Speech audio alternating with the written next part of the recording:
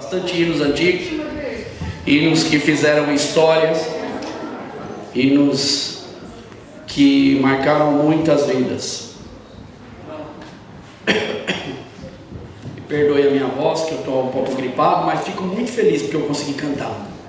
Estava super preocupado porque eu achei que eu não ia. Tentei hoje o dia inteiro ver se eu ia conseguir, não conseguia completar uma música. Tossia. E agora, graças a Deus, fluiu. Então, fico muito feliz porque, para mim, não poder louvar o Senhor, especialmente a gente que gosta, é algo que... E projetei tanto, preparei tanto para trazer essas canções e na hora não funcionar, né? É tão ruim, né? Mas tudo deu certo, graças a Deus. Feche os seus olhos por um minuto. Senhor, obrigado por cada vida que está aqui. Que o Senhor nos abençoe, guarde, Senhor, cada um de nós, em tudo que nós vamos fazer, Senhor. Que nós possamos sim, Senhor, ouvir a Tua voz, seguir, Senhor, a orientação do Teu Espírito, que nós possamos aprender todos os dias e um pouquinho mais hoje, Senhor, da Tua Palavra. No nome de Jesus. Amém. Bem, eu me lembro que quando eu namorava, uma das formas comuns que nós tínhamos, eu e minha esposa, de nos comunicarmos, porque eu trabalhava em São Paulo e ela morava em Bragança Paulista, ela era de cidade interior, uma das formas que a gente usava muito para se comunicar era através de cartas. Então, toda semana eu recebia 2 a 3 cartas dela. Então, hoje o que a gente tem de mensagem pela internet é tudo muito fácil, mas naquela época isso não existia e, inclusive, telefone era muito complicado, porque quando nós falávamos, ela ia no orelhão, quem conhece o orelhão do Brasil, não é? E colocava as fichas no orelhão e eu só escutava. Enquanto ela falava comigo, porque eu estava em São Paulo e ela em Bragança, e as fichas iam caindo, não dava nem 30, 40 segundos. Ela comprava 10, não dava para falar muita coisa. Mas essa era a forma que eu e minha esposa a gente tinha de comunicar. Inclusive eu tenho na minha casa uma pasta cheia de poemas, que a Rosa é muito boa de poemas. E ela mandava para mim sempre poemas. E é interessante que as cartas não vinham só os poemas, vinham com perfume, cheirinho de perfume, vinha com um beijinho, ela fazia com o batom e beijava a carta. Então a carta para mim, ela simbolizava algo que era a comunicação que a gente tinha. Um meio interessante de se comunicar. E no Império Romano, na época do apóstolo Paulo, mandaram uma carta, enviaram uma carta, além de ser um processo difícil, era muito caro também. E, segundo alguns arqueologistas, eles acharam e comprovaram 14 mil cartas dentro desse período todo. Sendo que destas cartas, deveria se levar em consideração o peso da carta, porque não é como a carta que a gente põe no envelope que a gente tem. Aquilo era totalmente um processo totalmente diferente da escrita da carta. Então, dependendo do volume que a carta tinha, às vezes não dava para uma pessoa ia ter que levar. E a jornada era longa, imagina carregar aquele peso para levar, ou mais cartas para levar. E algumas das maiores cartas que se tem ideia na época, a carta em comum naquela época era de 20 a 200 palavras, uma carta. Leve-se em consideração que para escrever era a base de tinta, então não era toda essa facilidade que a gente tem hoje. E as cartas maiores, assim, com mais palavras que se tem conhecimento, tem de 2.500 palavras e uma outra de 4.000 palavras. Lembre-se que nós não estamos falando só de cartas bíblicas. As cartas bíblicas estão nesse meio. Havia uma pessoa que iria levar essas cartas. E nas cartas de Paulo, quando ele escrevia uma carta, em média as cartas dele tinham 1.300 palavras. Só que existia uma carta dele, que é a carta aos Romanos, que ela excede isso em número. A carta aos Romanos tem mais de 7.000 palavras. Então, imagina o trabalho. E ela não só é a maior carta que a gente pode ter no Novo Testamento, mas ela é também a maior carta da qual se tem conhecimento de recuperação, no sentido histórico. Muito se discute por que Paulo, muita briga até hoje, por que Paulo escreveu essa carta. Mas a grande realidade é que a carta ela é enviada para uma metrópole, ela é enviada para Roma. E essa carta vai para uma cidade onde é o topo do governo que domina na época, do império que domina, que é o Império Romano. E o Império Romano, ele, dentro de sua metrópole, tinha muitos comportamentos antissociais, violência, crimes, filhos que desobedeciam os pais, muitos deuses, muita idolatria, não só idolatria romana, a greco-romana, e a coisa se espalhava. E a evasão de impostos também era muito comum, porque Roma cobrava muitos impostos. Outro dia eu estava comentando na célula, para você respirar, você já pagava imposto em Roma. E sem contar que os imperadores também, eles não eram fáceis. O homossexualismo também era algo em top lá. Era algo que acontecia muito. Inclusive, chegam-se a dizer alguns historiadores que entre 15 imperadores romanos, 14 tinham tendências homossexuais. Então, daí a gente já leva a entender para onde o povo, o clero, ou o que ele tinha como base do império dele, e também para onde a vivência do povo ia. Então, nós vamos vendo que haviam muitos problemas por ser uma metrópole. E nessa época, um pouco antes até dessa carta, haviam aproximadamente 4 mil judeus que moravam em Roma. Então há 4 estágios, 4 mil judeus morando em Roma, um grande número de judeus, judeus cristãos também, e alguns cristãos não judeus, gentios. E vem a perseguição do imperador de Cláudio, e esse imperador ele manda todos os judeus embora. E a igreja ela fica reduzida ao quê? A gentios. Só que Cláudio ele morre e quem assume o poder é Nero, é um outro imperador. E quando Nero ele assume o poder, Nero ele no seu começo de governo foi muito bom. Por exemplo, como Hitler foi bom no seu começo de governo. Organizou muita coisa no país. Mas ao decorrer da posse do poder, ele foi mudando. Ele assumiu o governo com 16 anos, Nero. E aí o que acontece? Ele querendo arrecadar mais fundos, ele fala para os judeus, volta de novo. E aí agora tem uma igreja que era só de gentio, liderada por gentio em Roma. Uma igreja onde provavelmente muitos romanos, onde considerávamos ali dentro da igreja, temos também a elite romana que estava sendo atingida pelo Evangelho de Cristo. E agora volta o judeu para a igreja. A gente tem falado todas as semanas que o judeu não queria aceitar o gentio. Agora é o contrário, o gentio não quer mais aceitar o judeu. Fala, não vai voltar eles de novo com essa cabeça. Então são grandes probabilidades do que estava acontecendo dentro da igreja.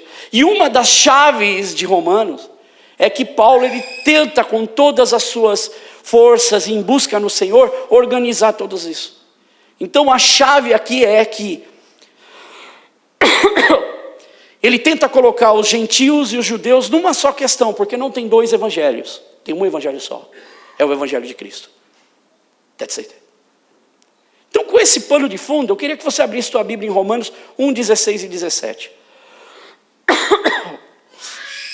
Vou tentar ser breve porque eu tenho muita coisa aqui interessante para falar. Romanos 1, 16 e 17, que eu acredito que em algum momento da sua vida, se você já é um cristão por algum tempo, você já deve ter lido isso.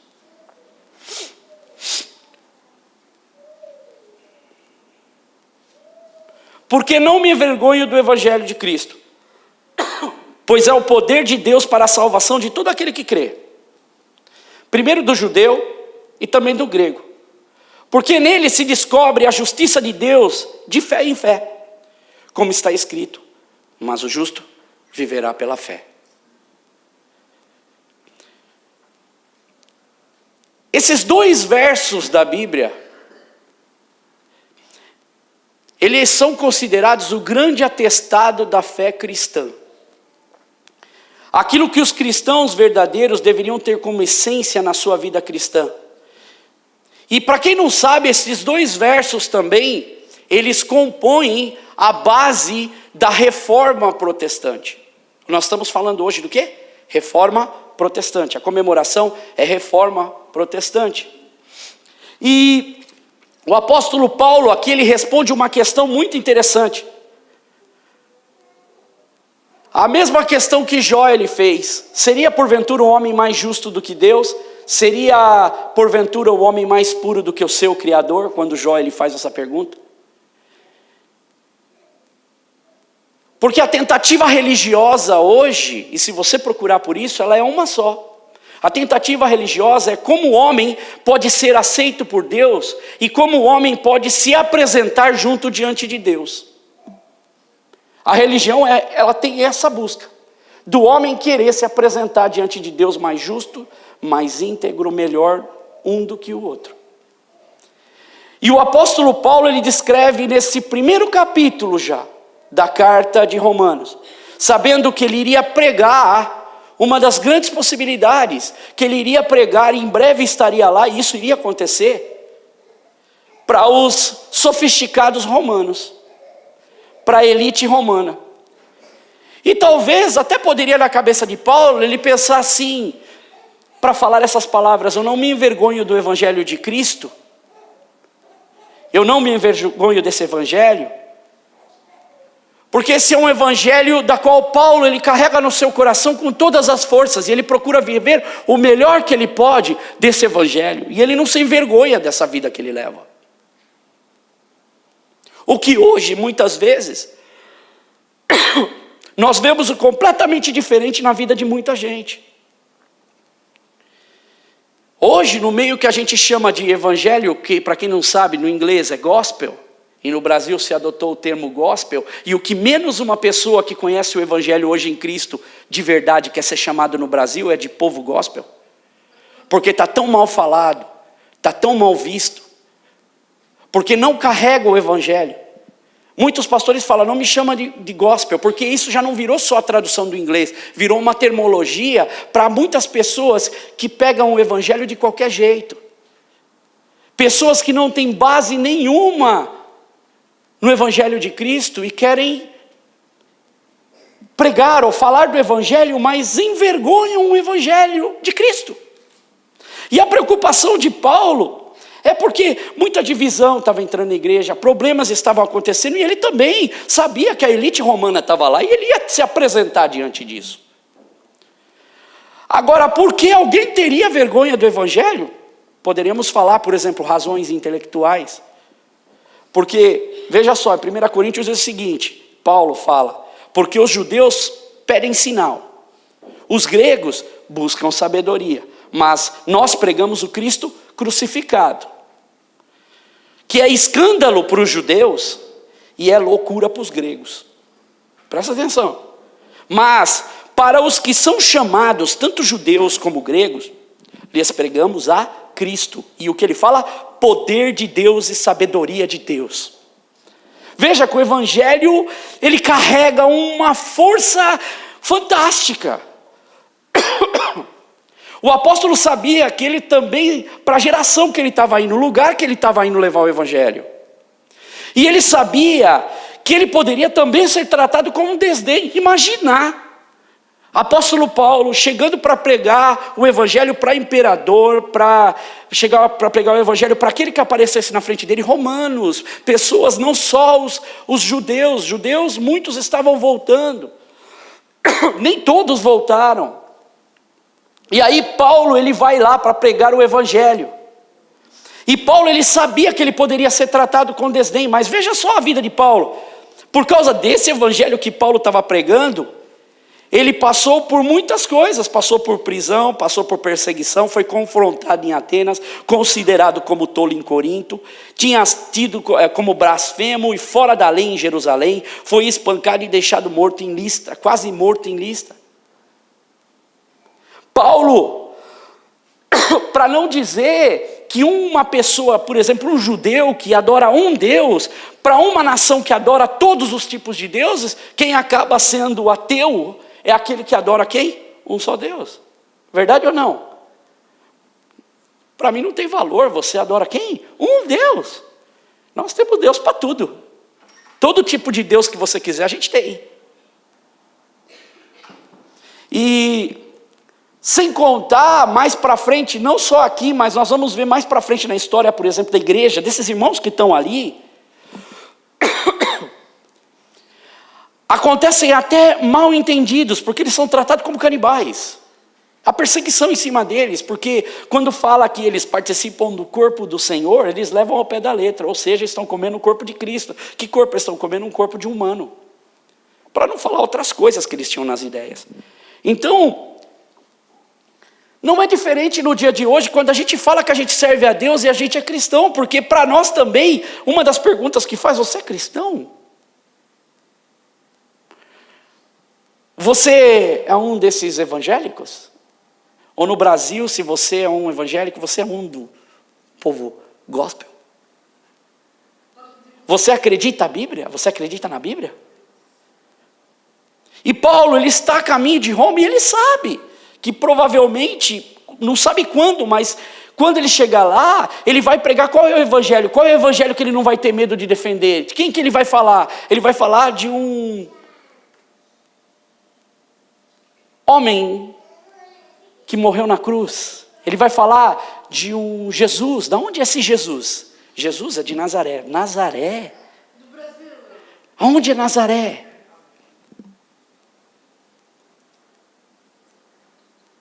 Aonde é Nazaré? Ah, mas quem é esse Jesus? Ele é filho de um carpinteiro. Carpinteiro? Sim, ele é o rei. Ele é filho de Deus. Filho de Deus? Você está com gozação comigo? Você está de brincadeira? Imagina você falando isso para uma autoridade. Imagina você levando isso para um rei. Você está falando de... Mas de onde ele é? Onde ele nasceu em Belém? Onde ele nasceu? Numa manjedoura.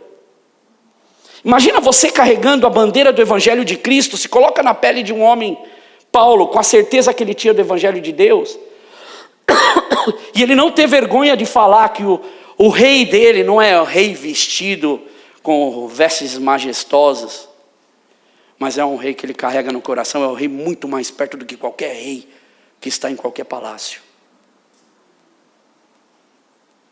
E para não dizer isso, como que essas pessoas vão entender que esse menino, esse homem que cresceu, filho de um carpinteiro, também um carpinteiro de profissão, agora também morreu na cruz, e ele morreu na cruz, ressuscitou, foi ao céu, e agora ele diz que tira o pecado do mundo, e quem acredita nele agora são perdoados os seus pecados. Isso é loucura. E algumas vezes o evangelho não é aceito porque a pessoa pensa demais. Ela raciocina demais, ela quer uma explicação para todas as coisas. Não dá para explicar um Deus que ele desage e a coisa acontece, dá? Nem os cientistas conseguem explicar tudo, porque somente Deus faz as coisas. Por outra questão, talvez, seriam por questões filosóficas. Naquele tempo, por exemplo, nós falamos de cristianismo, que o cristianismo é mais uma religião, mas o cristianismo não é uma religião. O cristianismo não é para ser uma religião, mas o cristianismo é para ser uma vida a ser vivida. É um evangelho único, diferente de tudo que a gente pode imaginar. A religião ensina que você tem que trabalhar duro para você alcançar a Deus. Mas nós sabemos o quão inútil e fútil é tudo isso. Se alguém considera-se religioso ou devoto, mas não refreia sua língua, engana-se a si mesmo. Sua religião é sem valor, não tem valor algum. A religião que o nosso Deus Pai aceita como pura e imaculada, a religião em caso aqui, seria a prática e a observância e a adoração a Deus. Não estamos falando da igreja propriamente. A religião que Deus aceita, diz em Tiago, é cuidar dos órfãos. Todo mundo fica só aí. Mas tem uma continuação esse capítulo, esse versículo. Cuidar dos órfãos e das viúvas em suas dificuldades e não se deixar corromper pelo mundo. A gente leva às vezes até bem, fiz a minha parte. Mas não me deixar corromper pelo mundo, a pressão que o mundo me faz, eu acabo cedendo. E o cristianismo, ele é a verdadeira religião de fato. Porque para muitas pessoas é o que eles pensam na cabeça. É o que eles levam no coração. Uma forma de se esforçar para provar que eu mereço alguma coisa de Deus. Mas o cristianismo, ela é uma forma de viver, de seguir a Jesus. Você não precisa criar formas para se aproximar de Deus, porque Deus já fez o que devia ser feito para chegar até você. Verdade ou não? talvez por razões sociais, uma questão, o próprio Paulo escreveu para os coríntios, ele diz o seguinte: poucos eram sábios segundo seus padrões humanos, poucos eram poderosos, poucos eram nobres de nascimento. Ele não diz que nenhum era, mas ele diz que poucos eram. Mas Deus, ele usa o que? As coisas loucas desse mundo para confundir os sábios. Escolheu as coisas fracas desse mundo para envergonhar as fortes. Ele escolheu as coisas insignificantes do mundo. Estamos falando de quem? Para o mundo, Jesus Cristo era insignificante, não valia nada. Filho de um carpinteiro. Comemoramos o Natal agora, o que? Uma manjedoura, é a casa do nosso rei. É o lugar onde ele nasceu. E aí ele diz, para reduzir a nada as coisas que são, ele usa, Paulo, ele tinha plena convicção que o evangelho que ele carregava no seu coração era esse. E ele acreditava que pessoas sem problemáticas, pessoas com grandes dificuldades, pessoas sem conhecimento, pobres e insignificantes, poderiam também ouvir a mensagem do evangelho e receber tão quanto ou melhor do que um filósofo, do que um intelectual, de um influente da sociedade, porque tinham o coração para receber essa graça, esse favor imerecido de Deus. O mundo hoje, a grande realidade é que isso se faz até piada. Mas eu acredito que uma das razões mais apropriadas para a gente dizer, que é porque alguém talvez teria, hoje no mundo que a gente vive, vergonha do evangelho, seria mais por razão moral. Porque, como pastor, eu já atendi muitas pessoas. Em Portugal, eu me lembro de uma vez que eu recebi uma pessoa na igreja, e essa pessoa bateu na porta, e eu estava lá, por um acaso eu não tinha nem ido para casa, e faltava poucos minutos para mim ir para casa, ele bate na porta, e eu vou lá, ele está com uma criança no colo, acho que eu já até comentei isso aqui, e ele chega assim e fala: olha, eu vim aqui na igreja porque você precisa ajudar a minha esposa, ele com a filhinha nos colos, a minha esposa está lá no carro. Eu falei: mas ela tem algum problema assim? Ela está com os 2 braços quebrados porque o amante deu um pau nela e bateu mesmo feio nela, e ela está nessa condição, e ele quebrou os 2 braços dela. E aí na hora você já toma um choque, né? O que eu vou fazer? E eu lembro que ela estava meio com os braços no volante assim, porque ela sentou no lugar do passageiro, e na hora eu chamei minha esposa para voltar, ela tinha ido para casa, e ela voltou, e eu entrei. Mas sabe o que foi mais interessante? Essa mulher, ela estava mesmo precisando de Deus. Aquele homem também estava. Aí ele subiu e ela subiu e foi falar com a minha esposa. Eu falei: vai e tenta como mulher ganhar espaço, porque eu não tenho intimidade ainda, não conheço, mas ganha espaço. E sabe quando você sente no coração? Fica com esse homem aqui, não deixa ele ir embora. E ele com a filhinha no braço, ele entrou para uma sala onde a gente fazia reunião, lá embaixo, na parte do meio da igreja. E ele falou assim: olha, deixa eu te falar uma coisa, se você quiser ir lá para falar com ela, pode ir lá falar com ela, porque eu estou bem, eu não preciso disso não. Eu falei: mas você veio aqui para fazer o quê? Não, eu vim por causa dela. Eu estou bem, eu sou um cara bom, eu faço tudo que é bom, eu estou fazendo tudo certinho. Não estou fazendo de errado, quem está errando é ela. Ó, você vê como eu sou tão bom que eu não bati nela, que ela está me traindo com outro cara, e eu aceito na boa. Sou um cara bom, não sou? Ele não precisou me dizer isso, mas essa era a intenção, era o que ele queria me dizer.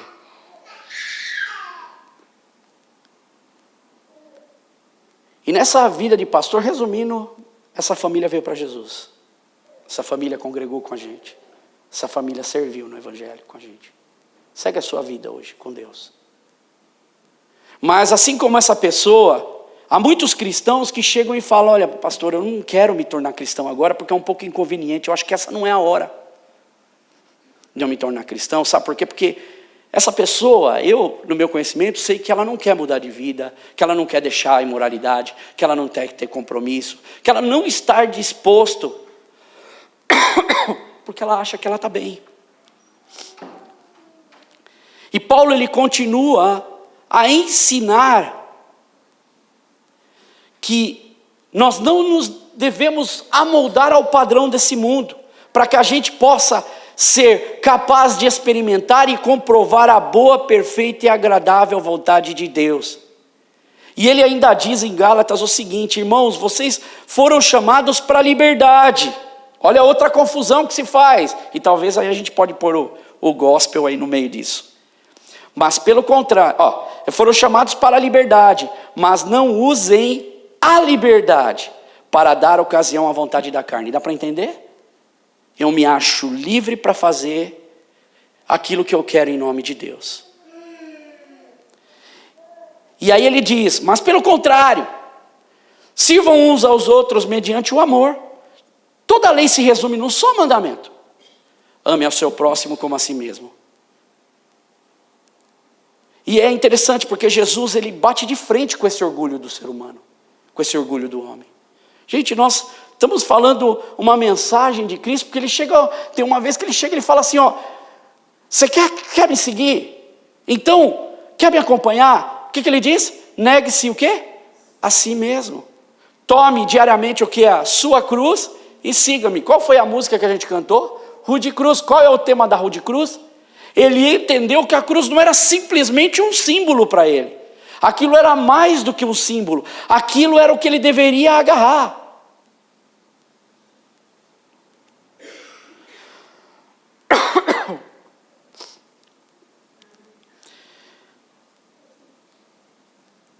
O evangelho no grego, ele significa o quê? Boas novas de Deus. Eu costumo dizer que é a melhor notícia de todas. Não é só boa nova, mas é a melhor notícia de todas. O evangelho não é um anúncio daquilo que nós podemos fazer para Deus, mas é sim um anúncio daquilo que Deus fez e continua fazendo pelas nossas vidas todos os dias. Tim Keller, que é um escritor americano, ele diz o seguinte: somos mais pecaminosos e falidos em nós mesmos do que nunca ousamos acreditar. Na nossa cabeça a gente não é assim, com os nossos padrões de moral. Mas ele continua, mas ao mesmo tempo somos mais amados e aceitos em Jesus Cristo do que nunca ousamos ter esperança. Nunca poderíamos imaginar, nunca teríamos esperança que alguém poderia fazer o que Jesus fez por nós. Música que nós cantamos, John Newton, Amazing Grace, aonde ele entende a mensagem do evangelho, ele entende que ele precisa ter uma postura diferente diante de Deus. O evangelho de Cristo, olha outra coisa interessante, seguindo o versículo Romanos 1,16, porque não me envergonho do evangelho de Cristo, pois é o poder de Deus para quê?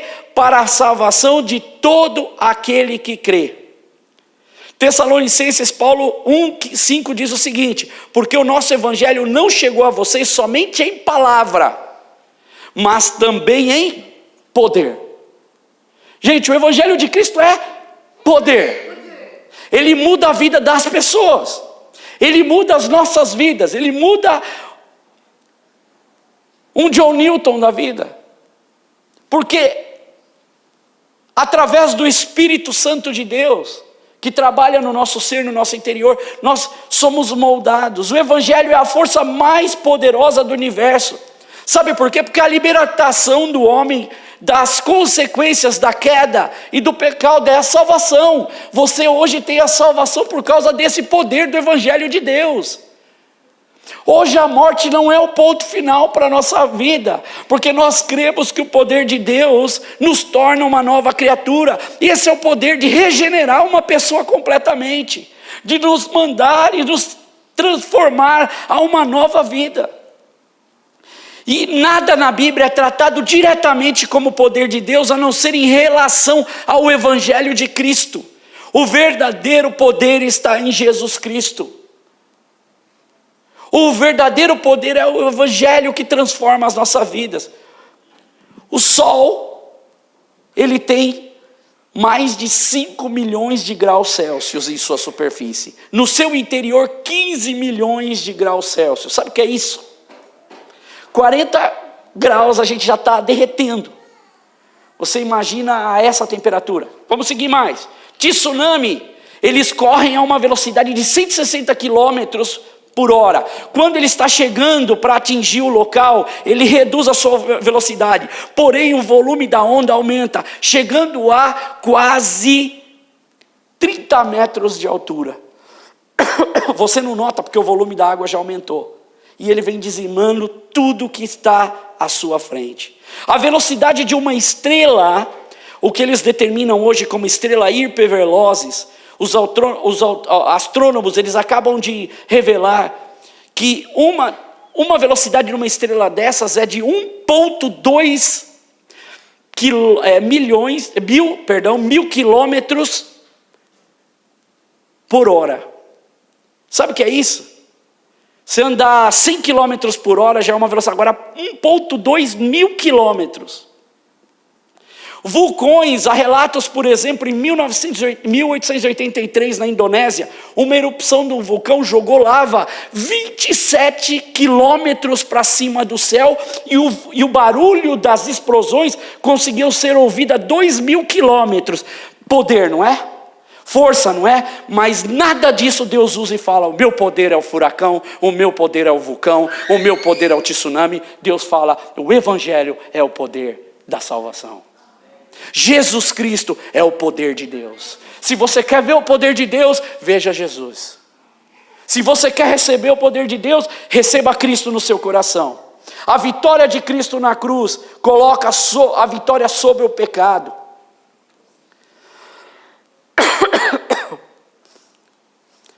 E Paulo ele continua, então ele diz que ele não se envergonha do evangelho, porque é o poder de Deus para a salvação de todo aquele que crê, primeiro judeu, depois grego. Ele dá continuidade, lembra? Judeu recebe batismo do Espírito Santo, judeu começa a se tornar cristão, depois gentil, fala grega, começa a se tornar cristão, agora Roma fala que é o latim, começa a ouvir, hoje pregando em português, hoje falando inglês, fala espanhol. O evangelho ele é pregado em todas, o evangelho ele chegou até nós.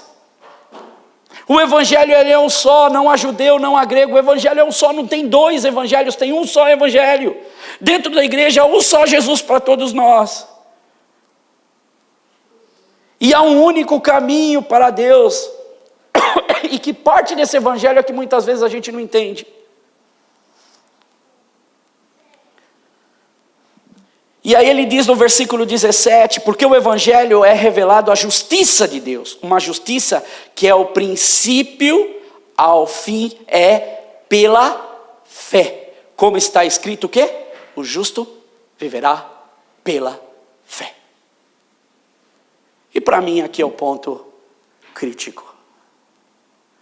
Porque hoje o ser humano, ele inventa na religião, ou aliás as religiões, uma forma para ele se sentir bem. Onde Deus é obrigado a fornecer para ele tudo aquilo que ele deseja. Deus ele precisa fazer o meu bem. E quando não, também nós temos a religião, para que a religião seja uma ajuda para a gente, uma desculpa para as nossas falhas, para os nossos erros. Você quer ver uma desculpa clássica? Vou falar para você que uma que eu já tinha, desde pequeno, que eu achava um negócio meio absurdo. No Brasil a gente tem carnaval, não tem? É? O que tem na quarta-feira depois do carnaval? Para que é aquilo? É o primeiro dia da quaresma, anyway, vai lá. Para que é aquilo? Todo mundo vai, faz tudo o que quiser no carnaval. Apronta o que quiser. Leva uma vida vergonhosa. Mas está com o coração descansado, sabe por quê? Quarta-feira eu vou lá, está tudo certo. Não precisa entrar, entro só 1h da tarde. Não é verdade. A maioria das empresas começa, eu lembro, a minha começava 1h da tarde. Aí eu passo uma cruzinha aqui, legal, dei um jeitinho. Está vendo o que é religião? Religião é uma forma que eu quero fazer para me aproximar de Deus. Religião é o meu jeitinho para que eu seja melhor aceito para Deus. Para que eu não me sinta culpado. O evangelho é revelar da justiça de Deus, uma justiça do princípio ao fim é pela fé. Uma experiência com Deus nas minhas ações que muda meu comportamento, que é trabalhado pelo Espírito Santo de Deus. Não é eu melhorar antes para mim se tornar, poder e conhecer esse evangelho. Mas é eu, da forma que eu estou, eu me entregar para Jesus. Porque esse evangelho que transforma e não antes dele. É através do evangelho de Cristo que eu tenho uma nova experiência com Deus. E se o justo viverá pela fé, e eu concluo essa palavra. E eu disse para vocês que esse é o versículo base da reforma protestante. Veja que interessante. Na vida de muitos reformadores da igreja, homens e mulheres que passaram por vários períodos, inclusive antes até de Martinho Lutero, com John Huss e outros que passaram, Wycliffe, britânico, são considerados como pré-reformadores. Esses homens tiveram a sua vida transformada por esse evangelho da graça. Não sei se você conhece a história de Martinho Lutero, mas está aqui o exemplo de um homem que queria encontrar a Deus por meios que ele pudesse se sentir bem, por sua própria força. E o grande Martinho Lutero foi um homem que viveu uma vida de turbilhão, uma vida, o que fez o Castelo Forte, a música que nós cantamos. Uma vida de insatisfação e luta para se tornar justo diante de Deus. Essa era a sua grande briga. E deixa eu lhe dar alguns exemplos da vida de Martinho Lutero, que é o pai da reforma protestante. Ele jejuou, algumas vezes ele jejuava 3 dias seguidos, sem nada, e não era pouco, ele direto fazia. Ele fazia vigílias, estudos, leituras, mais do que normalmente era estipulado no monastério onde ele vivia. E diga-se de passagem, o monastério que Martinho Lutero vivia, que era um monastério agostiniano, era um dos monastérios mais difíceis e mais linha dura, considerado quase um coração da igreja na época. E ele queria ser mais do que isso. Ele tirava os seus cobertores durante a noite para que o frio, para que ele pudesse sofrer na pele o frio. E um dia chegam aí lá, os próprios monges tiram ele quase semi-morto, porque ele tinha tirado suas cobertas. Ele se confessava, e coitado do padre que ele se confessava, porque ele se confessava 6 horas a fio. E quando ele saía, muitas vezes ele dizia que voltava novamente para se confessar, porque ele tinha descoberto, talvez tinha mais uma coisa para ele confessar. Ele queria atingir a perfeição como ser humano. Ele queria atingir a perfeição como homem. Ele estava numa busca por Deus, mas ele estava numa busca por ele próprio. Ele tentou de tudo para se tornar mais justo, mais digno diante de Deus. E certa vez ele fez essa reflexão: eu era um ótimo monge, mantive sempre debaixo das ordens e regras do monastério, e dizia para mim mesmo: se um monge deveria ir para o céu por suas obras e fidelidade, esse alguém era eu. Não tinha nenhum monge melhor do que eu. E sua alma clamava: dá-me santidade ou eu morro por toda a eternidade. Lava-me com o rio da água pura, e não estes mananciais de águas poluídas.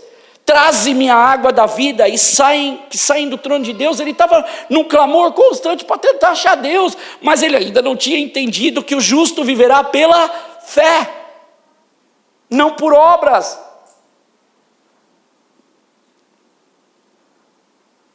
A fé em Jesus, a transformação em Jesus, o andar com Jesus é que nos faz fazer as obras, é que nos faz ter uma postura diferente, não o contrário.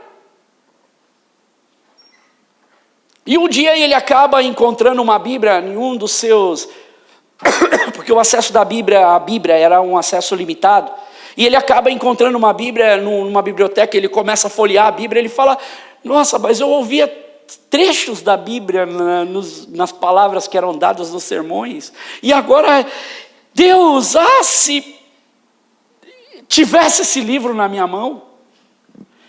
E Martinho Lutero, então, com essa Bíblia, ele começa a ler a palavra de Deus, ele começa a perceber nessa sede que ele tinha por evangelho, porque ele começa na sua vida ver que Deus está transformando, que algo está acontecendo diferente na vida dele. E o maior problema de uma pessoa quando ela tenta por si só achar alguma coisa, ou achar que ela é bonitinha diante de Deus, é que uma hora ela vai encontrar alguém que faz um pouquinho mais do que o que ela faz, e ela vai falar assim: vai se comparar. Entende? Há muitos cristãos que começam a falar, eu tirei A com Deus. Esse tirou B. Quando Paulo fala que não tem grego, não tem judeu, não tem diferença. O evangelho de Cristo, cada um tem uma função no corpo. Há um corpo só, há um evangelho só, é uma cabeça só, que é Cristo.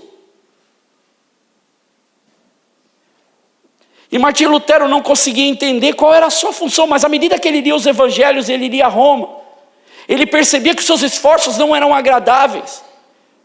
E por 3 vezes ele teve um confronto direto com essa palavrinha, o justo viverá pela fé. Uma vez ele é, na verdade, quase sequestrado pela igreja de Wittenberg, e colocam ele meio enclausurado, porque estavam perseguindo ele. E ali ele começa uma pessoa que está livre, ele começa a falar, não, por que eu estou aqui preso? E aí vem essa palavra para ele, o justo viverá pela fé. Outra vez, ele num outro lugar, num convento, ele estava quase à beira da morte, delirando, ele falava o justo, ele lembrava dessa palavra, o justo viverá pela fé, o justo viverá pela fé. Mas aquela que é mais conhecida é quando ele vai para Roma, porque estava tendo uma discussão, e ele, como era uma das pessoas com mais capacidade dentro do monastério que ele vivia, esse é o cara para falar pela gente. Então mandaram ele para lá e mais um colega dele. E a cabeça dele ainda estava tão presa nesse de obras, que pelas minhas obras eu vou conseguir alguma coisa, que quando ele chega e ele olha, ele vê Roma, ele cai de joelhos, ele fala, saúdo-te cidade, santa cidade.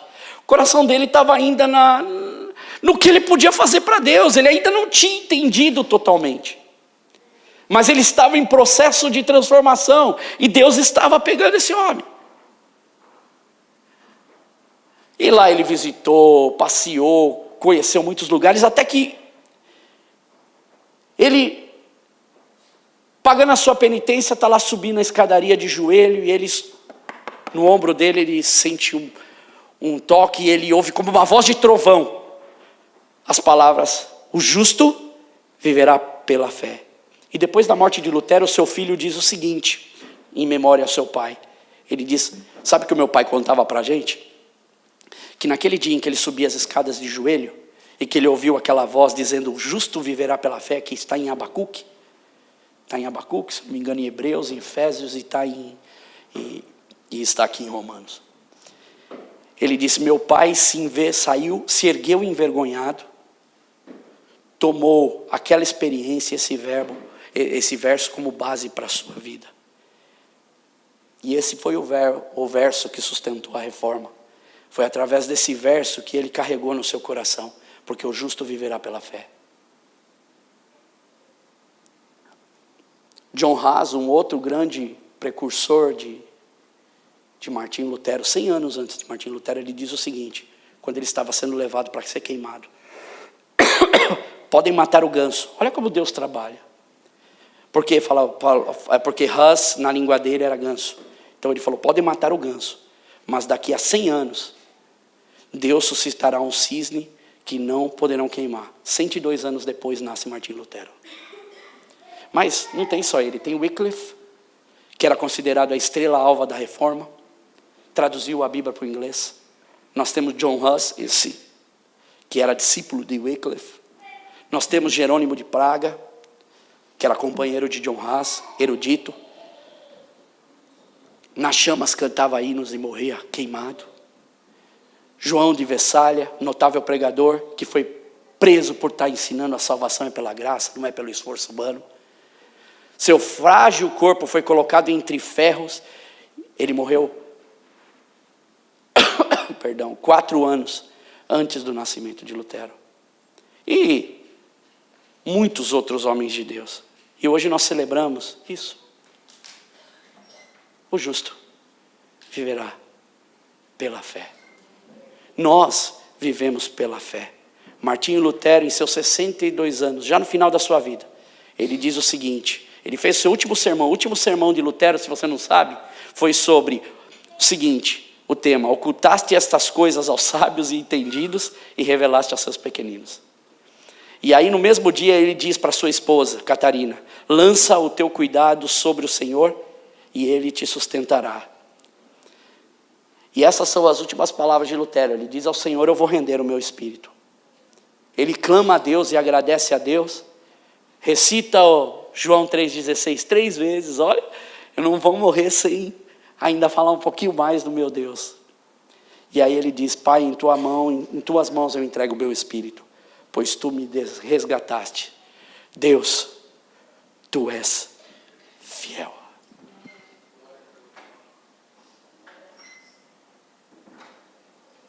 A reforma já aconteceu. Outras reformas precisam continuar acontecendo. Verdade? Olha a nossa responsabilidade de trazer um evangelho que não coloca peso, mas coloca graça. De entender a mensagem que foi cantada aqui, de todos esses hinos, e ver que esses homens tiveram uma vida difícil, mas nenhum deles teve a sua fé abalada em Deus. Continuaram firmes. Balança.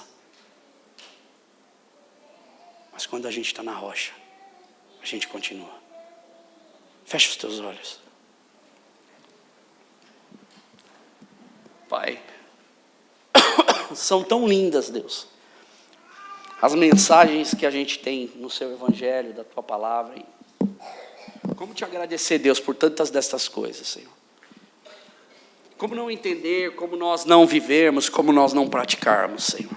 Pai, que o Senhor nos ensine cada dia mais, e que nós possamos viver, Senhor, cada dia mais pela fé que nós temos no Senhor. Pai, não há preço, Senhor, que a gente tem que pagar, Senhor. Há vida, sim, que nós temos que entregar, Senhor. Há compromisso, sim, que nós temos que ter com o Senhor, Deus. Mas é com o Senhor, Senhor. Que o Senhor nos ajude a entender tudo isso. Que a cada dia mais nós saibamos, Senhor, a colocar os nossos pés sobre o Senhor, sobre a rocha. E que nós possamos, sim, cada dia mais aprender do teu evangelho, Deus. Porque ele nos ensina a viver para a vida. Ele nos ensina a viver na hora da morte, para que nós tenhamos vida eterna. Pai, que nós não venhamos a envergonhar o teu evangelho, mas que nós venhamos a carregar e honrar a bandeira, Deus. Eu creio, Senhor, que muitos homens e mulheres ainda se levantarão nesse mundo, Deus. Que essa igreja se levante em nome do Senhor Jesus Cristo. E que nós possamos nos levantar, Senhor, carregando essa bandeira do evangelho. Porque o justo viverá pela fé. E a nossa fé está no Senhor. Nós cremos em Ti, Senhor. Tudo que nós fazemos, Senhor, tem que ser, Senhor, pela nossa fé no Senhor. Tudo que nós vivemos, Deus, tem que ser, Senhor, olhando para a Tua cruz, a cruz de Cristo. Pai, não nos deixe ir embora daqui, Senhor, sem essas palavras estarem cravadas no nosso coração. Não nos deixe viver os nossos dias e a nossa semana como se isso fosse apenas uma historinha, Senhor, que lemos em algum lugar, Deus. Porque Paulo, ele não tinha vergonha de pregar o evangelho, seja para quem for, inclusive para o próprio imperador, de que o rei chegou, o rei estava entre nós e o rei está entre nós. Ser bendito em nosso meio, no nome de Jesus. Amém, Senhor. Amém, glória a Deus.